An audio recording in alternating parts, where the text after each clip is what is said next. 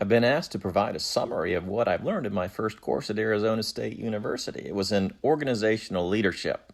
We started out with a bird's eye view of leadership theories and approaches. The early theories about leadership were all about the leaders themselves, their traits, their abilities, their skills, and their behaviors and relationships. A trait is something that comes natural to you and you always have it, whereas a strength may be something that takes a whole lifetime to acquire.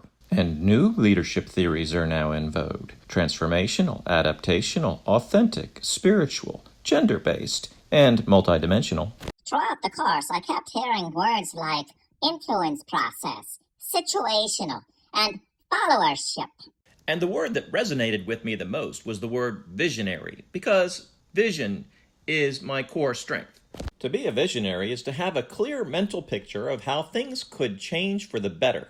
Communicating a vision effectively can transform and inspire an organization, which is essential for a healthy corporate climate. But it needs to be articulated in a way that seems achievable. The distance can't seem too far out, and the map has to be clear.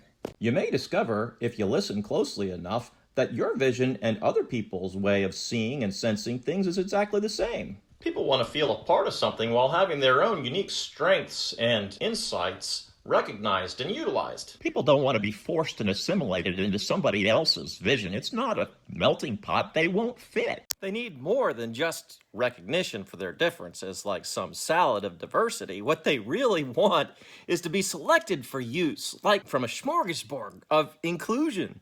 Diversity gets you invited to the party. Inclusion gets you invited to dance. Give your mates a chance at the wheel. And practice active listening. Don't be afraid to change hats every now and then and let somebody else take the lead. A follower-centric model motivates followers by leaders being part of a team and participation, relating and motivating through participation and unity, rather than just sending out instructions from some foreign planet far away that no one can relate to. Listen to your followers. Dictatorship can lead to a toxic workplace. You always start out thinking you're a great person until somebody else shows you their perspective. You can be yourself. People need to see that you're humble and not pretentious, or they won't trust you. Be authentic. Take a moment to think about how other people may be painting you. We also learned some strategies for working with outgroups and resolving conflicts. A follower-centric leadership model takes the time to get everyone on board.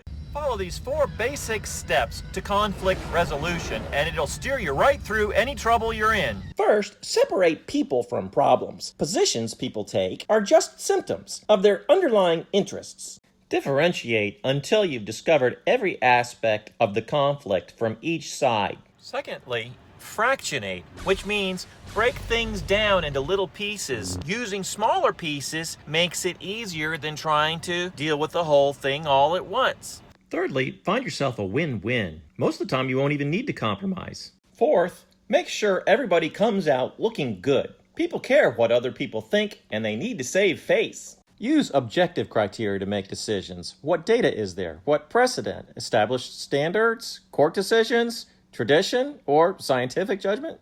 Whether it's a group that doesn't see your vision the way that you do, or members of your team at odds with each other, leaders need to listen. Don't be afraid to surround yourself with people who have a completely different perspective than you do. Jump on in and be a part of the team.